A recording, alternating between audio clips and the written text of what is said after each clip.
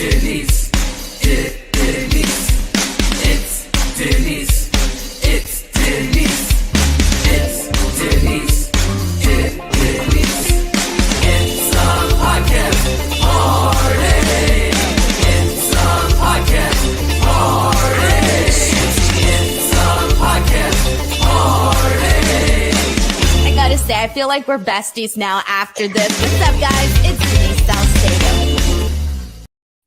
It is time to get this podcast party started. What is up, everyone? It is Denise Salcedo. You're here watching Speak Now Pro Wrestling. It is November 9th, and we are here to chat about AEW Dynamite. And earlier today, Tony Khan tweeted that this was going to be a pretty newsworthy show, and we did get a couple of stuff that I would consider newsworthy. We will go ahead and talk about that in just a couple of moments. For the most part, I thought that this episode felt totally different than last week's episode. Last week's episode, I just recall feeling stressed and just so much to really go over and so much to talk about and so much that happened. However, today I felt like this was a little bit more of a straightforward episode where we did get, some highlights. I really enjoyed the main event. There's a segment that I absolutely loved and really thought we definitely needed. And I'll talk more about that and what that segment was as we continue on. But for the most part, everything else I thought did like a pretty good job. Like everything was fine. There was some stuff that I was like, whatever. So, I'm not really too much of a big deal. But regardless, I did think it was a good show overall here today. I thought it was simple, straightforward show with a couple of news bits and a pretty hot crowd, which is definitely something you want. And we'll talk about that in a minute here. But really quickly, we got a lot of people here in the chat saying that today's episode of Dynamite was fire and that it was a pretty much good show, a solid episode, people are saying. Santiago 316 says last week's was borderline bad in my opinion. This week they killed it. We got Amos Cheek who says solid episode and nothing to really pick apart. And we got a super chat here from Reggie Simmons. Reggie Simmons kicking us off with our first super chat of the night, saying let's fucking go, best post game show in the game. Thank you so much for all the love and support, Reggie. If you guys do want to get your question, comment, statement, hot take, opinion, food recipe, manifestation, whatever it is that you have going on, if you want to go ahead and send that in, you are more than welcome to. If you want to get it read on the stream, just like Reggie Simmons, you can send in a super chat. Not only does it get you time to shine on this show, but it also helps support me, helps support this podcast, and keeps me going. So thank you so much to Reggie Simmons for getting us going on this show here. So as you guys know, we are just about 10 days away from AEW Full Gear. So we've got a couple of matches announced yet, but clearly we still got a little bit more matches that need to be announced. And we got some more. I cannot believe that Full Gear is 10 days away. Everything's just happening and coming so fast. Oh my God. Okay, but let's get right into the show, everybody. We were in Boston here tonight, and we actually kicked things off with one of the matches that I thought the crowd was the most hot for. They were really hot for this match, and it was the 8-man tag, which saw the Acclaimed and FTR take on Swerve in Our Glory and the Gun Club. Dude, they were going freaking nuts. Okay. We saw so many freaking signs for the Acclaim today, like more than ever, I feel. Ignoring National Scissoring Day, because National Scissoring Day did have like a ton of the Acclaim signs, but I feel like today we actually got a little bit more than what we are used to seeing. I felt that the majority of the signs that we saw were about the Acclaimed. Unless people are switching them out, I feel like for the most part, that was like the number one group or faction or wrestler that we saw, fan signs for, which was kind of crazy because today I was rewatching the Double or Nothing. I think it was Double or Nothing. Yeah, the Double or Nothing media scrum between Chris Jericho and Tony Khan. And one of the things that Chris Jericho was talking about, how, he was talking about whether or not when someone should know when to reinvent themselves. And he was basically talking about, reading the room, reading the crowd, and, kind of talking a little bit about that. And they were talking about how Jericho brought up that he doesn't see very many signs like there were back in the day, which we know. And Tony Khan made a joke of like, yeah, well, there's not that many signs because people are holding their phones instead of, not being able to hold signs because they're holding their phones. And so Jericho basically said that that's obviously, was used prior to social media as an indication to see who was over and all of that. And we know this, right? We know this. We've seen it in the past with, pro wrestling. I mean, you go back and you watch old videos and you see like all the Austin 316 signs and all of that. But nowadays, like where we get signs, but we don't get nearly as many as before. But to kind of see that today and just really see how over the Acclaimed is, it's kind of nice to see. I like that people feel so inclined that they had to make and stretch their creative juices and make signs to go out and take them to the shows because they really want to promote their favorite wrestlers. So anyways, that was pretty nuts to see. I love all of that stuff, but this was really this almost felt to me that if you were to go see like an AEW house show, this is the kind of match that I thought it kind of was. You got this 8-man tag with everybody going in there, getting their moment to shine, etc. Man, I loved this match. It was fun. It was entertaining. FTR and the Acclaimed had probably one of my favorite moments during this when you had both members of FTR, both members of the Acclaimed, literally on each corner of the ring, and they each had a person that they were just like punching. I really liked that. It was a kind of a fun visual to see. We got a huge pop when the Acclaimed did the scissoring. By the way, at one point we did see W. Morrissey try to get involved here, but it didn't work out as much as he wanted to, because in the end we still saw the Acclaimed and FTR get the win in what was honestly a pretty fun match. Also, shout out to the Gun Club, or the Guns, for using the big rig during this match. I thought that was kind of funny. And I also really enjoyed their gear tonight. The black and white gear that they wore tonight particularly stood out to me a little bit more than some of their previous gear. So either way, this was a fun start to Dynamite. Fun start. The crowd was into it. Seeing all of their favorites, they really enjoyed that. So thumbs up, guys. Let's see what we got here. The Cooch97 says, AEW coming to Fresno, California. Nice to see them doing the West Coast again. Yeah, I mean, expect more West Coast shows, man. They already announced, Los Angeles. I forget what date that's on. So, happy to see more of the West Coast stuff. And we will talk more about some of the other show that they announced, or rather that they gave us a little bit of information about. But before we get into all of that, let's get into the MJF segment for today. So, man, all right, there was kind of a little bit to unpack here, as there always is in these MJF promos. So basically, they did a video from one of the biggest sports podcasts. They were talking about him being on Pardon My Take, etc. And so they show this clip where MJF is basically talking about being a generational talent, which we've heard before. And obviously he names all of the big ones, The Rock, Stone Cold, John Cena, etc. He names all of these big people and he says, that is exactly who MJF is. And then he starts going in on the attack on MJF, telling them he's a low-class piece of shit to Jon Moxley. Says Jon Moxley has 2 left feet, not one athletic bone in his body. However, that he does respect him for putting in the work and, wrestling all these shows where he was only getting paid $15 to wrestle a match and driving, from state to state and defying all the odds to essentially get to where he's at now. But I liked this promo in particular because MJF was talking about how he's the guy that could wave the AEW flag. He's the guy that can go on all of these big sports podcasts, that can go on all of these mainstream shows and put on a pretty good, interview and do what he needs to do for the company. And we've seen this, we've seen him on Ariel Helwani's show. We've seen him on plenty of other podcasts. So it is kind of cool to kind want to hear him talk a little bit about this because it's true. And also, he was just announced to be making his film debut in the Iron Claw. So MJF is starting to break on over and not just be like a star in wrestling, but trying to, make it into the mainstream world as well. And we're seeing that, with the interviews that he's doing on behalf of AEW recently.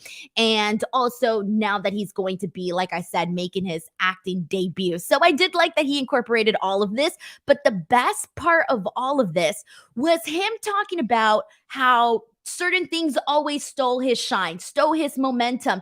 Whenever he had big moments, people always were talking about something else. And he mentioned, all these different pay-per-views and these different moments that he had. He threw a shot at Cody Rhodes and his neck tattoo. He mentioned Matt Hardy falling down like Humpty Dumpty. We all remember that. That was a bad night. That was a whole other thing. He mentions the press conference without saying more, even though for a second, I really thought MJF was going to get into it a little bit more. And I thought, holy shit, we're finally going to get some more information on this press conference that CM Punk did and the media scrum and the brawl and this and that. But he kind of just ended it at that. But either way, I thought this was really good. And it's getting you excited for MJF Jon Moxley. We do hear from Jon Moxley later on in the night, but we'll get to that once we get to that. We got a really, really generous super chat from Danny Padilla. Holy cow, Danny. Thank you so much for this generous super chat. Danny Padilla says, hi, Denise. Holidays will be here soon at a time for giving. Just wanted to show some love and support to thank you for all your hard work. Please keep it up. Love watching your vids every week. Keep it up, girl. You're awesome. Happy holidays. Danny, I cannot tell you how much your super chat, your support really legitimately means to me. When I say thank you to people, I feel like it's not enough, but seriously, thank you so much for sending this in, and may it come back to you in a different way. Thank you so much, Danny. Seriously. Guys, please give Danny some shout outs here on the chat, because I always feel like thank you isn't enough. It isn't enough. When people are so generous, it's not enough for me just to say thank you. But either way, gracias. All right. We got a lot of people putting over the MJF promo, putting it over, and I mean, that's all you can really do, honestly. Grapple Geekery sends in a super chat. Thank you so much to Grapple Geekery, who's been very active here on the stream, saying, I'm on vacation, but I couldn't miss Dynamite and your post show. Great show, great matches, and great promos, especially Saraya's, not Jarrett's, though. We'll talk about Saraya and Jeff Jarrett in a hot minute, but I'm glad to know that you are in vacation. And hey, man, it's vacation. Enjoy yourself. If that means watching Dynamite and that means watching some of this show, I appreciate it, man. You got to do what you got to do on vacation. And then sometimes you do need the vacation from the actual vacation. Regardless, thank you so much to Grapple Geekery for sending this in. We got a comment here from Leonard Aarons III, who says AEW World Champion MJF is going to be something else entirely. MJF is on the cusp of being MJF is on the cusp of being to this generation what guys like Flair was to my generation. MJF will be an inspiration to these youngins. It's nice to see, man. It's nice to see. And I know that that's always going to cause, controversy. Everything causes controversy nowadays on social media and whatnot. When you compare somebody to somebody who was, so legendary, right? But for the new generation, like, it is going to be these new names, and MJF is, he said it himself, he's a generational talent. And when the guy is literally coming out almost every single week that he is on TV, he doesn't miss with these promos. And I've gotten to the point, I've said this on previous shows, where I'm like, I think MJF peaked here. That's it. It can't get any better than this promo. That's it. This is the peak right here, right? Like, this is the best one. Then he comes back the next week and finds something entirely new and more complex and more interesting to talk about. And I'm like, this guy freaking did it again. And it's funny, but he's already set this bar now, where if he does come out and have like a whatever promo, people are going to be like, that wasn't really that great. When in reality, it is going to be good. But MJF has kind of topped himself, and he's really moved his bar up higher and higher each and every single week. But personally, I do like how all of this is unfolding between MJF and Jon Moxley. And we'll talk about Jon Moxley in a minute, because I do want to go through the show in a nice, chronological format. If not, I get all messed up. Let's see what else we got here. Let's get into Stokely Hathaway here, because Stokely Hathaway has a little video package where he's talking about MJF, pardon my language here, MJF dick riding Jon Moxley and dick riding without a license.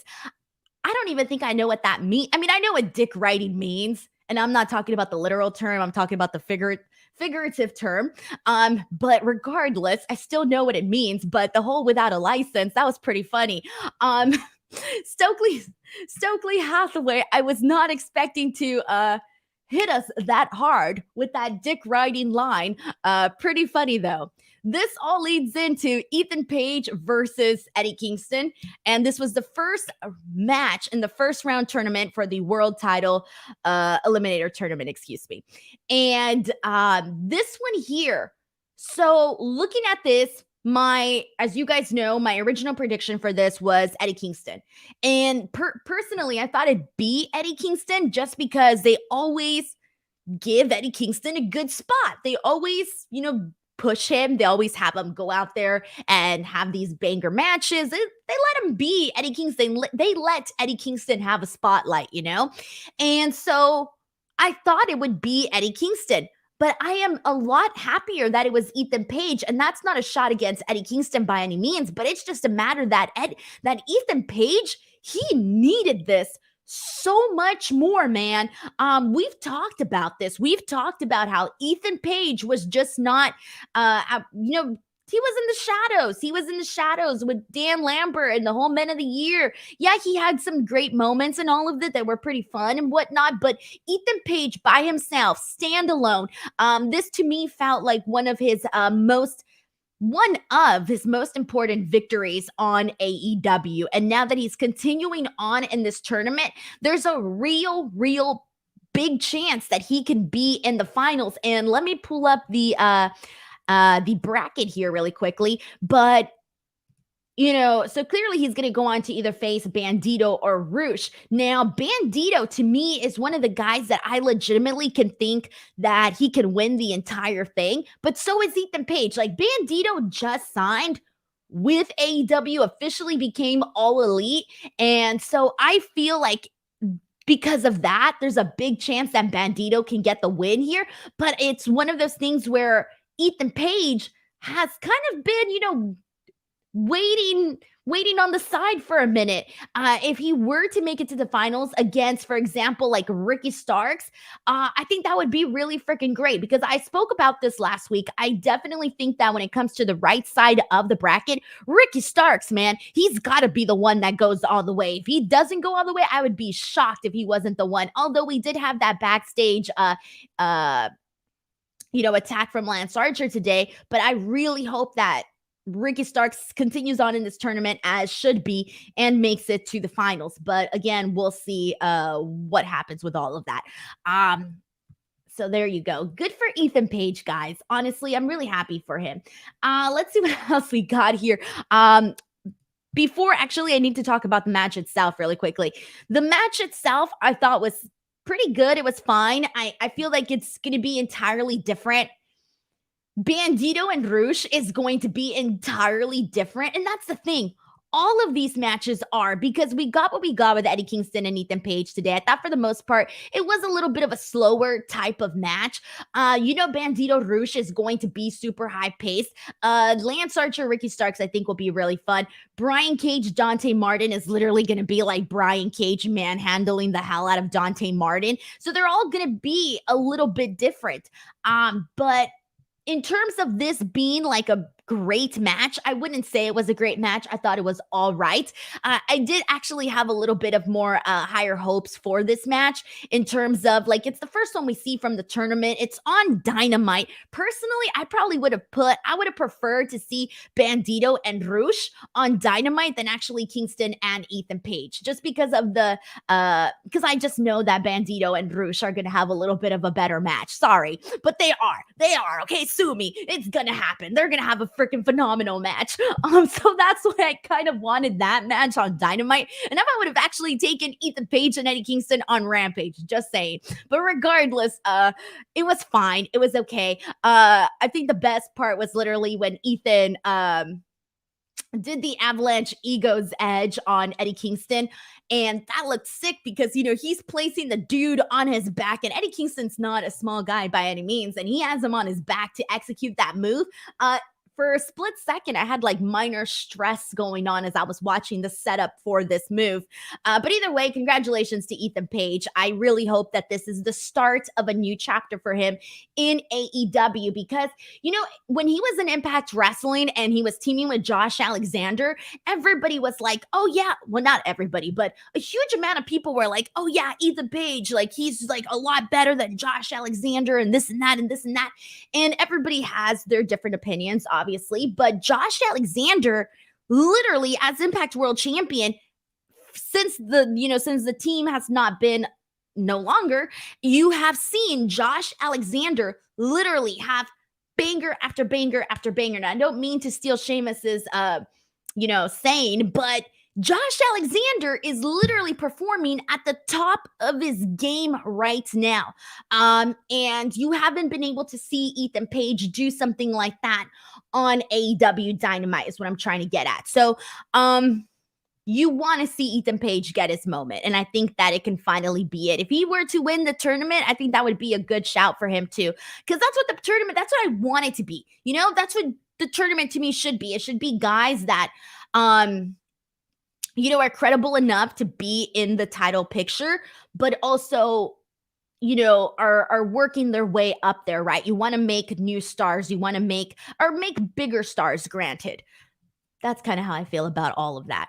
All right, let's see what else we got here and see what people are saying. This is from Newfie 420 who says, Paige needed that win more than Eddie. Kingston is already a made man and will always be super over. Doesn't need to be near a title for fans to care. Exactly. And that's kind of a little bit of what I mentioned with this tournament, benefiting guys that are not yet, for example, on, in Eddie Kingston's position on the roster.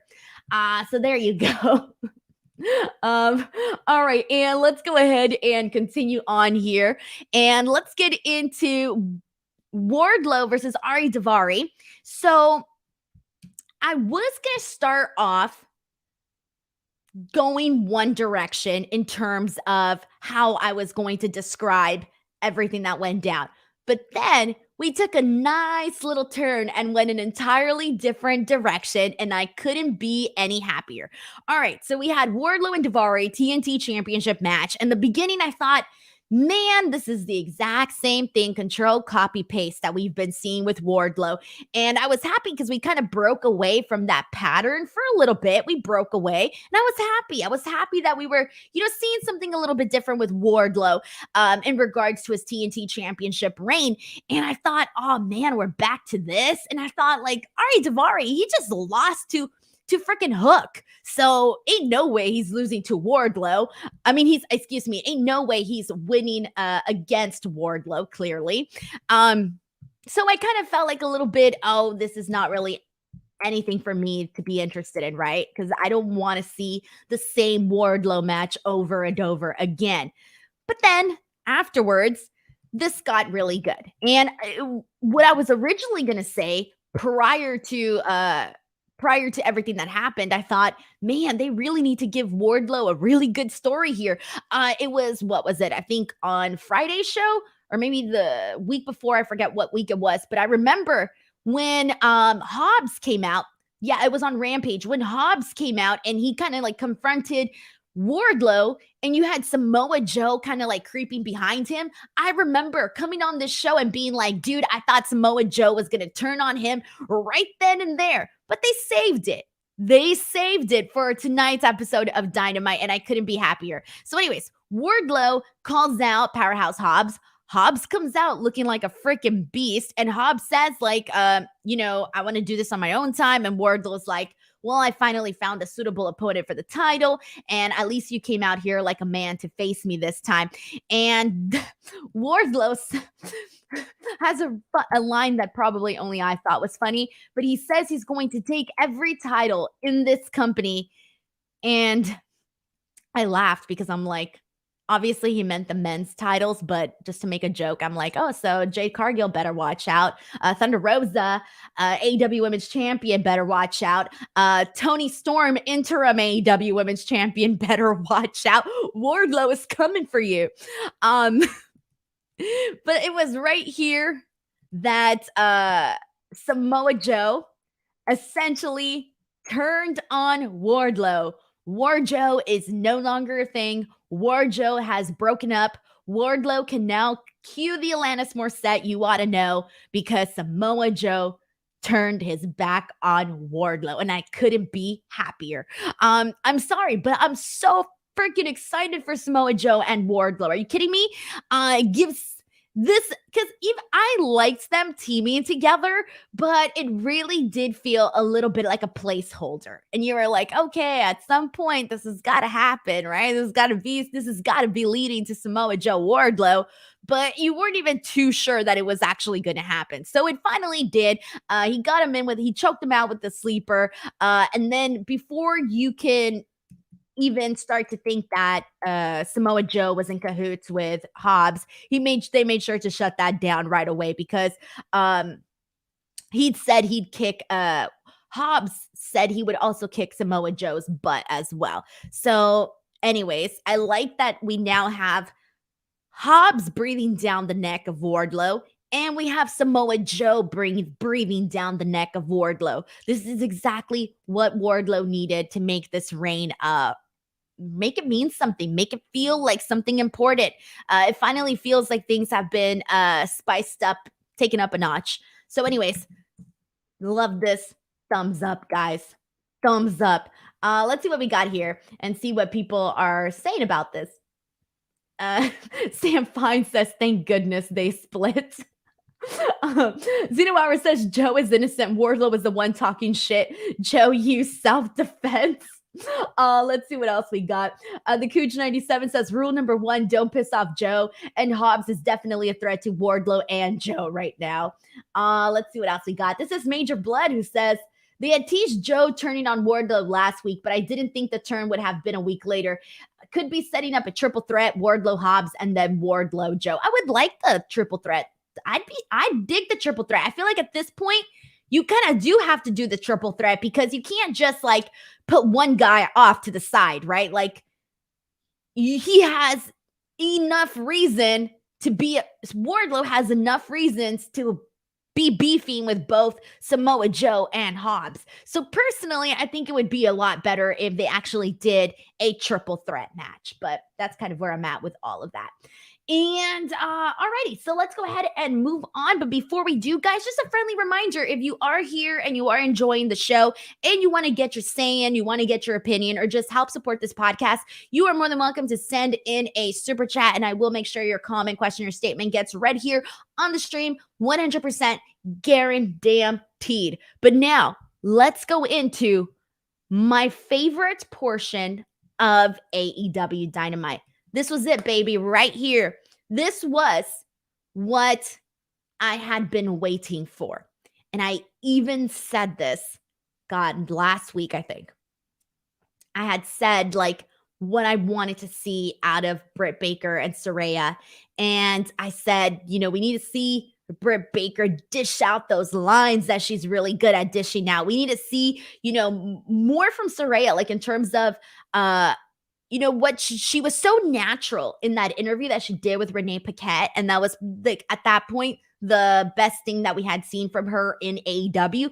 But this knocked it out of the damn park, okay? And before we get into all of the little details of Britt Baker and Saraya and everything that was said during this, I just want to say one thing, that today, the best storyline segment involved the women. And I know some people are going to disagree with that and be like, oh, this other thing was better.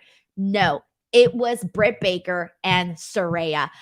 They were, to me, the highlight of AEW Dynamite today. That is damn right. A woman segment was the best one of the freaking night, okay? And that makes me happy because, they haven't always done the women right. They really haven't. And I remember the first promo that Saraya did after she came back, that was like, ooh, that was bad, right? Like that did not work out. And so we hadn't seen her actually come out and talk in front of a live audience again. It had been a while.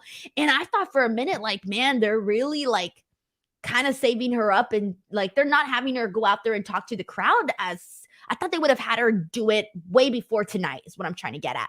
So I was kind of a little bit on edge when this started. I thought, oh God, please don't let this be bad. Please don't let this be bad. And it completely was not bad at all. You can tell that they workshopped this a lot more because the main issue with Saraya's first promo that she did for AEW was that it was a little bit all over the place, right? She was kind of tackling different topics and it didn't really seem to have like a clear focus. So that was like the main issue, right? But this was good. So let me break down what actually occurred here. So up until this point, they've been beefing. We've seen a quick attack from Saraya to Britt Baker. Storyline wise on AEW, we still didn't know for sure. I mean, they kind of basically indicate, like, we knew that Saraya was cleared, right? But it hadn't been said out loud directly from her mouth. So up until this point, you can still be like, well, who knows, right? But we all really knew that she was cleared, but still.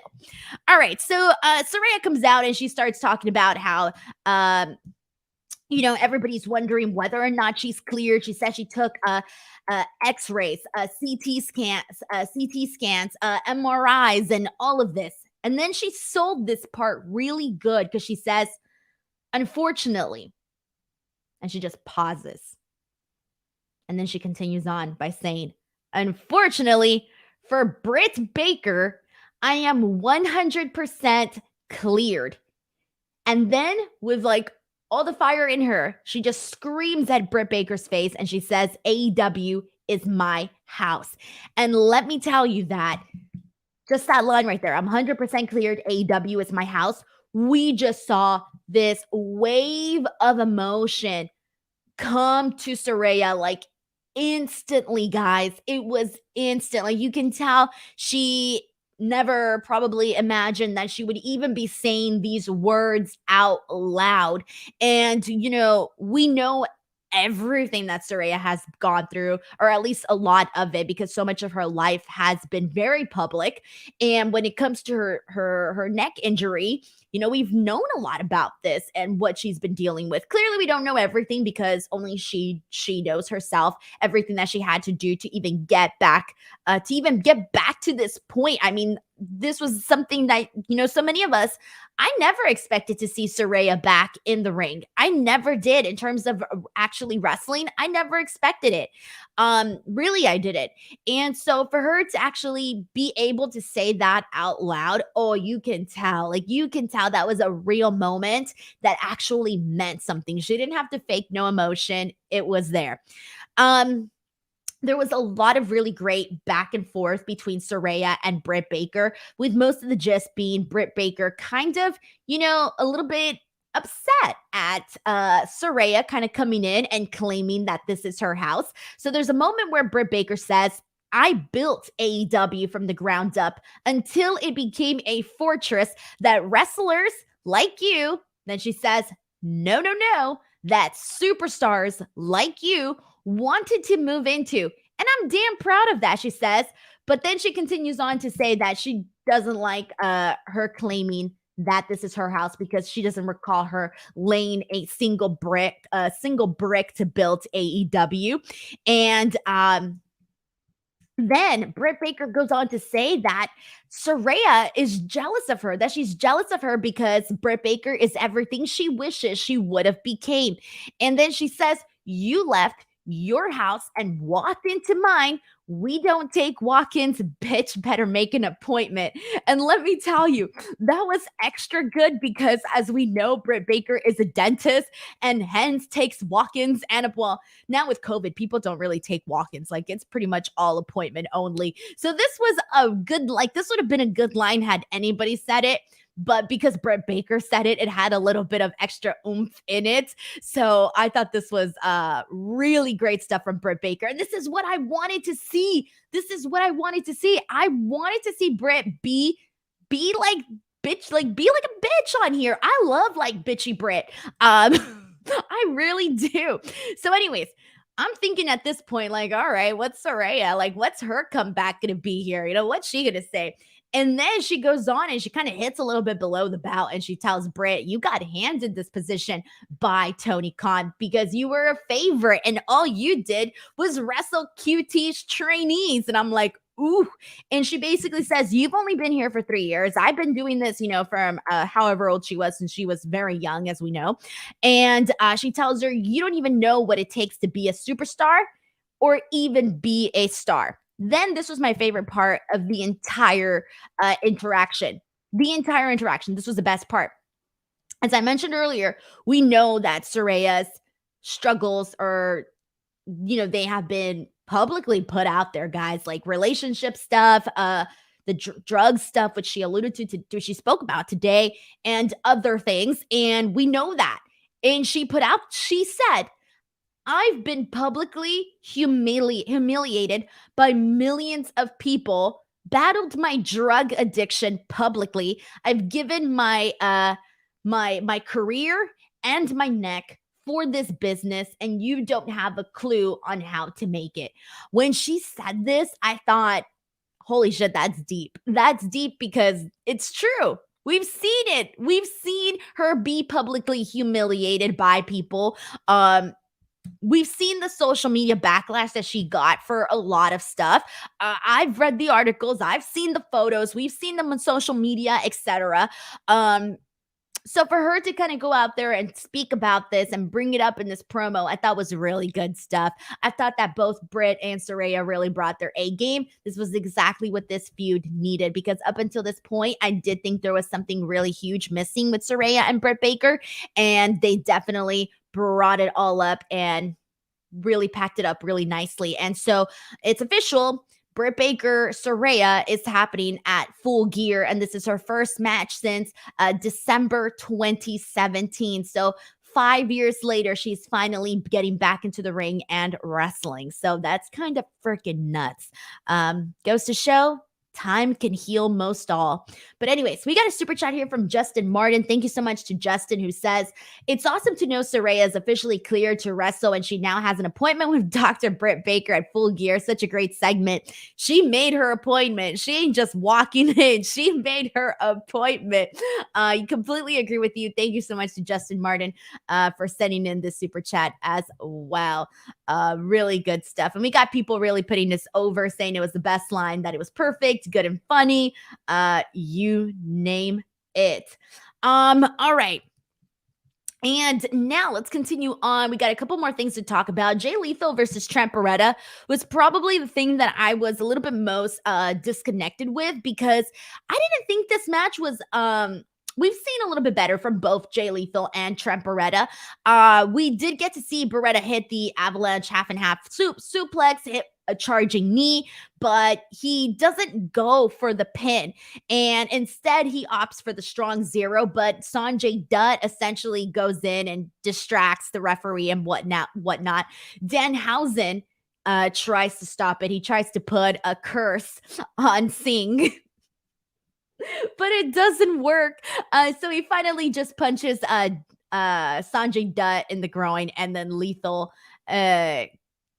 catches Beretta with a lethal injection and gets the win. So I feel like I've seen better from both Jay Lethal and Trent Beretta. But let's talk about what happened afterwards, because afterwards we had Sanjay Dutt bringing out Jeff Jarrett, and boy, was he a hot topic last week. A lot of people were not happy. A lot of people weren't happy with me either. People were not happy all around. So after after the podcast last week, it was announced that, or it was during the podcast, but I didn't see it till afterwards. Tony Khan basically announced that Jeff Jarrett was going to be part of the business development. So he's clearly taking on a larger role behind the scenes, but is also in front of the scenes as well. But he's basically coming out here and he says, people want to know why I'm here. Why am I in AEW? I got over 1 million views on YouTube. And he says, when a friend calls, a friend shows up. And then he puts over all the guys and how he's connected to them and how he's putting them over. He mentions Jay Lethal, how he was gave him his first deal, and then just continues to put over all the other guys. Then here's the thing, Jeff Jarrett, and I don't know if I misunderstood, but Jeff Jarrett said that he was going to issue a challenge, but then he didn't actually issue the challenge. We found out later on what the match was at Full Gear, but he didn't actually issue the challenge because he gets distracted by the cameraman, because the cameraman's like giving him the hurry up, you gotta, we gotta, stick to the time here. And so he starts getting pissed off and he starts yelling at the cameraman, telling him not to wind him down. And oh man, I was so pissed. I really wanted to see Jeff Jarrett just boom, boom with the freaking guitar over the cameraman, but they didn't do that, so boo. But anyways, a match for Full Gear was made. We are going to be seeing Sting and Darby Allin take on Jay Lethal and Jeff Jarrett. Kind of crazy, huh? We're going to be seeing Sting and Jeff Jarrett in a match in the same ring together. What is that? I'm excited for what? I'm excited. I know I'm in the minority here, guys. I'm fully aware that I'm in the minority. Let's see what people are saying. It's not good what people are saying. Major Blood says this was the least interesting part of the show. CC Funk says, I thought Lethal Beretta was a waste of time. Yeah, it wasn't that great. Justin Martin says curses don't work on giants, but nut shots do work on Sanjay Dutt. I feel like nut shots pretty much work on just about everybody. So there you go. Also, guys, I forgot to mention, because this was thrown in with the Ethan Page match, and I forgot to talk about it because it was mentioned during that match. But there was a big announcement made by AEW, and we didn't get too many details just yet. But if you are in the United Kingdom, you are getting AEW in 2023. That is right. AEW will be going to the United Kingdom in 2023. They didn't announce a date or a month, or if this is going to be just for a Dynamite or a Rampage or a pay-per-view or what. I feel like that they should do like Rampage, Dynamite, pay-per-view. Personally. But I don't think they're going to do that. I think they're probably just going to do like Rampage and Dynamite. Or who knows? Personally, I think a pay-per-view would be great, because might as well, you're there, knock it all out of the park, knock it all out in one go, But we'll clearly find out more details about that later. But congratulations for those of you in the United Kingdom, finally getting some AEW there. All right, let's move on to Jon Moxley, because Jon Moxley, we mentioned earlier, MJF's whole spiel that he gave, but Jon Moxley comes out and he's going at it, basically talking smack on MJF. My favorite part was him basically saying that MJF shops at JCPenney, that he's not fooling anyone. Hey man, I shop at JCPenney every now and then, but it was obviously really funny because MJF is supposed to be really fancy with his Burberry and all the other fancy brands that he wears. My favorite part of this, though, was Jon Moxley saying that Jon Moxley and William Regal were laughing at MJF they were laughing at him for calling himself the devil. And Jon Moxley looks into the camera and he says, I've met the devil. And we know where he's getting at with this. He's tying this into his dark personal issues and everything that he's faced with his battle with alcohol that he's been very open about. So we know that this was tying into that, right? But there was a pause. And it was silent because the whole entire crowd was listening. And I don't know how many of you caught this, but as Jon Moxley said, I've met the devil, loud and clear, a fan shouted, "Vince McMahon!" And it came out loud and clear. I'm sorry, but I howled at this. I literally howled at this because it just came out loud and clear. Was very funny actually, but it didn't break Jon. I don't even know if Jon Moxley heard it. I heard it, but I don't know if Jon Moxley heard it. But he continues on, and he just basically, says MJF is not the devil. So this was good. Again, just continuing this feud with Jon Moxley and MJF. And I like that we got something a little bit different with MJF today, where instead of going out there and having an actual face-to-face promo with Jon Moxley, they did the whole interview portion of it. So that was good. I liked it. That was good stuff there. Alrighty. And oh man, this is really funny. We got a lot of people saying that they actually missed it. Yeah, go back and watch it. And if you pay close attention, it comes out crystal freaking clear. And I was going to tweet it, but then I was like, I can't tweet nothing these days. It's just going to bring too much drama to my timeline. So I'll save it for the show. All right. And let's see what else we got. This is a comment from Dustin Williams, who says, the show felt like an older AEW with less Ring of Honor involvement. A very good show. Yeah, because they only, Samoa Joe, obviously Sanjay Dutt, Lethal, Satnam Singh are more on the ROH side, but they didn't have, Gates of Agony or any of that. So it did feel a little bit more like a AEW show. All right, guys, let's get into the Elite. So I should have uploaded this really quickly, so let me do that, but I might as well just tell you guys now. Clearly, we got the video for the Elite, another teaser video, and so we've been getting these videos where they are disappearing and showing all of these moments from the past of the Elite, etc. And we got the same thing today, except that this time it was more, they had a little bit of the disappearance, but not as much. This time it was more a bunch of like images of their childhood, of their moments in life. It was just bam, bam, bam, bam, bam, right? So we're getting all of this. But through it all, we got a lot of hints that the Elite will be at Full Gear. They basically told us this without actually telling this. And I didn't get the screenshot because I was really, it was a little harder to get a screenshot for this video because of how fast the clips were going. But they did show a picture of the Prudential Center as well. And that's where Full Gear is going to be taking place, at the Prudential Center. And then again, look at this picture here. You got the gears in the back. You got the exact same aesthetic of Full Gear with the colors and everything. So I think it's safe to say that the Elite will be at Full Gear. So I hope they do a media scrum, guys. I hope they do a media scrum, and I hope the Elite actually speaks at the media scrum, because I do not recall us ever seeing the Young Bucks or Kenny Omega recently do a media scrum. Not any of the ones that I've been to, and I've been to pretty much almost all of them. So I'm assuming they're gonna try to get back their trios titles. I feel like that's the thing to do. We'll see. We got a really nice super sticker from Official Matt Games. Thank you so much to Official Matt Games for sending in this super sticker. It is much appreciated. All right, guys. And let's see what else we got here. This is from Christopher, who says, I think it's going to be the Elite versus Death Triangle at Full Gear. That match is going to be awesome. It makes sense for them to try to get their trios championships back, guys.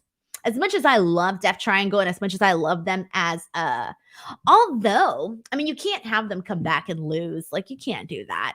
But I really do love Death Triangle with the titles. But the Elite needs to have them now, especially with this whole big drama that unfolded. They got to come back with a bang, get their titles back, and get the program that we were originally going to be seeing with the Elite as trios champions.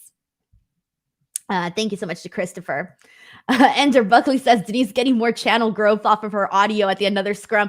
God, I really hope no offense, but I hope somebody else goes off just so that I can profit off of that. A girl needs the money, guys. I need the money, all right? I'm just there trying to make a buck here, all right? I'm just a regular old person trying to make some money off their job. So thank you, CM Punk, for going off. Yes. All right, so let's continue on. Whatever. All right, let's move on into another women's segment that we had. This was Skye Blue with Toni Storm in her corner against Jamie Hayter and Britt Baker in her corner. And this was honestly like a pretty straightforward match. This was really, again, obviously to get Jamie Hayter this win over, get her a win period heading into the fact that she is challenging for the interim AEW World Women's Championship against Toni Storm at Full Gear. So clearly you want to get her some wins going into that match. And she gets one against Skye Blue. This was a pro on both sides. Skye Blue getting this one-on-one big deal matchup on freaking Dynamite, and Jamie Hayter getting her win. This was fine. Skye Blue looked great. She's getting better and better as we keep seeing her, and she's still like very she's very lovable. She's very lovable. I can't wait till we start seeing a little bit more personality, because I think the second we start seeing a little bit more personality, that's when we can see her kind of explode like Willow Nightingale. Because Willow Nightingale came in and she was like, skill, personality, bang. And now, she's where she's at, right? So I think we can see something similar with Skye Blue. Like, we've been seeing more of her personality. I think she just needs to get a little bit more comfortable and really just, let herself shine out there. But in terms of in-ring wise, we've definitely been seeing the improvement, and getting to see her be featured in these big matches, dude, that's huge. So many people would kill for that spot. So good for her. Jamie wins with the lariat, and she's been getting her wins with that lariat. So keep an eye out for that lariat when she hits it on Toni Storm. I'm assuming she's going to have to try and hit it on Toni Storm at Full Gear. Post-match, she's stomping on Skye Blue, and Toni Storm goes in and runs her out of the ring. So that's pretty much how that all closed down. Let's see what people are saying here. Thank you, Aurelio. He says, shout out to Denise that her video made 1.3 million views. Thank you, CM Punk. Seriously, 1.3 million views. And I was thinking about doing a video to show people how much money that video made, because I think it's pretty interesting, because the first 1 million viewed video that I got, I was kind of depressed because the first one that I ever got, which was the Lana Bobby Lashley interview, I was kind of depressed because I had never hit a 1 million viewed video, and that was the first one. And I always thought that a 1 million viewed video meant you were going to get like thousands and thousands of dollars. And I only made like $600 from that video. And I remember being really kind of like thinking, that's it? I got 1 million views and I only made $600. What? So I will say this, the CM Punk video, way more than $600. But I kind of want to do a video comparing the two videos and why one made 600 and why the CM Punk made way more than that. But I don't know, guys, because I want to do like a kind of a more of like an educational video where you're explaining the reasons as to why, when it comes to YouTube and algorithms and analytics and all of that. But I don't want people to think that I'm bragging, but then at the same time, I kind of am. I'm pretty proud of it. All right, so let's continue on from here. Let's get into our main event, which was the 2 out of 3 falls between Sammy Guevara and Bryan Danielson. And I got to tell you guys, this main event was a win for me. This was a hit. I really enjoyed this main event. I thought it was really entertaining. And I, in particular, really liked that they had Sammy go in there with a strategy. And the strategy was laid out very nicely in front of us. So basically, Sammy, when this match started, he went right in on Bryan Danielson, and he found himself in a little mini chop exchange, but that quickly ended, that quickly unraveled because Bryan Danielson quickly got the better of Sammy in this match, and we got a really nice flow in between them. I love just seeing them work the ring together. It was very, very fun to see that. There's a moment where Danielson is about to do a dive to the outside, but Ty Mello gets in the way, and she basically stalls for Sammy Guevara, and so she gets in the way. Finally, Danielson's like, I had enough of you.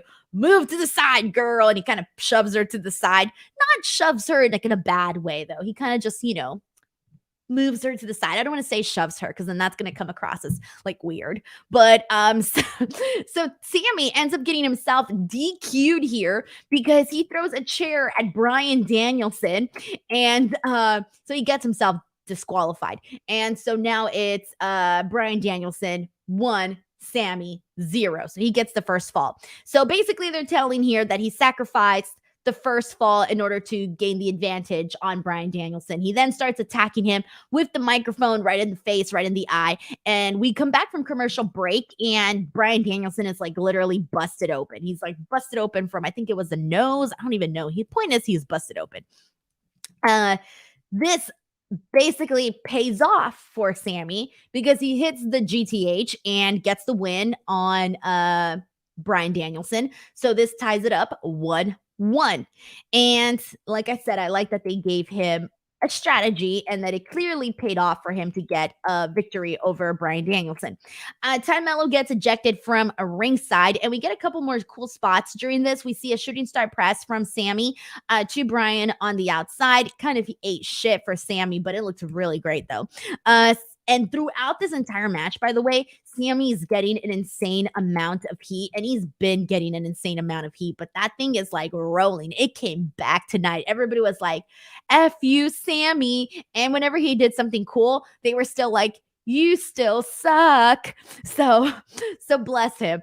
Sammy went for a springboard cutter on Danielson, but Danielson countered that and locked in a submission on him, then got him with the kicks. Then he hit him with a reverse hurricanrana, and then afterwards went for a knee, but Sammy countered that with the lion tamer, and then Danielson gets him with another running knee. Then Sammy hits the DDT. We see a senton from Sammy, but Danielson gets his knees up and then locks him, then gets him with the elbows, and then locks him in with the Labao lock for the second time, and he passes out, and Danielson wins this match. I thought this match, I liked it. I thought it was entertaining. We knew that Danielson was going to get the win. That's fine, but they still told a pretty good story. Like, Sammy's going in there to wrestle Bryan Danielson. Like, he should be going in there with a strategy. And we saw that. We saw that unfold here today. So I thought that this kind of reminded people why you should like Sammy, why we've seen Sammy in these high-profile matches, not to forget the awesome match that he had with Cody Rhodes. Cody Rhodes' last match in AEW. Really great stuff. And I feel like this was a reminder of why, you may have liked Sammy at one point for those who don't like Sammy anymore. So I liked this. This was really good. I thought it was a very fine main event. All right, and let's see what we got here. Any thoughts on this match here? See what people are saying. People are saying this match was pretty fun, pretty amazing. And let's see. This is from Aurelio, who says, I'm not sure why after the DQ he continued to attack him outside with the mic and did not get DQ'd. I know. I think it's one of those things where it's just like, I guess, just go with it. I don't know, but I did think the same thing very slightly there. I did. Let's see what he got. Everybody just putting over that it was a good match, though, and I agree. Justin Martin says Danielson putting in a vicious twist on the Labao lock was a great way to finish a very good main event. Sammy put in a really good showing, too. He did. He definitely did. So there you go. And MCAS Pito says, Denise, did you see Shivani say next week he has a big announcement for West Coast and the UK? You think Revolution is coming to California? Wasn't that already reported? I don't want to say anything because sometimes I know stuff and I don't remember if I just know it because I just know it or because it was already reported out there. I'm pretty sure Fightful Select already reported on this. Like, I'm pretty sure that was already put out there. All right. I don't know. I'm pretty sure they already did. Read in between the lines, folks. Read in between the lines. All right. That was AEW Dynamite November 9th, everyone. Seriously, as always, thank you guys so much for joining me here today. Please let the people know that you guys enjoyed this. Share the links on Twitter, tag me on Instagram, whatever your favorite social media app is. Please help me spread the word about the show. I'm trying to grow it more and more each and every single week. Also, if you haven't already, please follow me on Twitter. I'm at _ Denise Salcedo, and I need to pull up this banner. Here we go. At _ Denise Salcedo.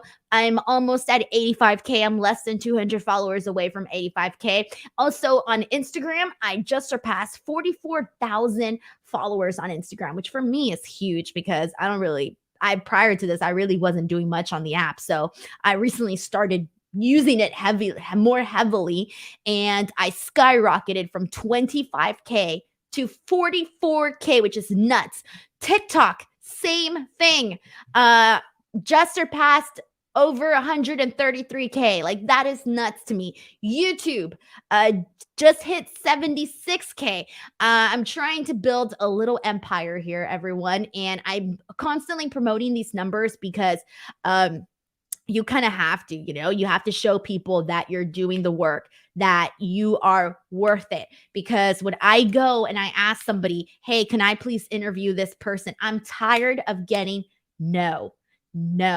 I want yeses. And the only way to get yeses is to show people that you're doing the work and that it's working, that your numbers are going up. And therefore, when you say, hey, can I please have this interview? Maybe, just maybe, that person will be like, yes, let's go with Denise, because she'll get them numbers. So it's very important to promote that stuff, which is why I always do on social media and whatnot, and on this channel as well, and pretty much everywhere.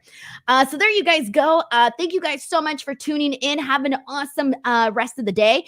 And I will see you guys back here on Friday for Smackdown and AEW Rampage conversation. Bye, everyone.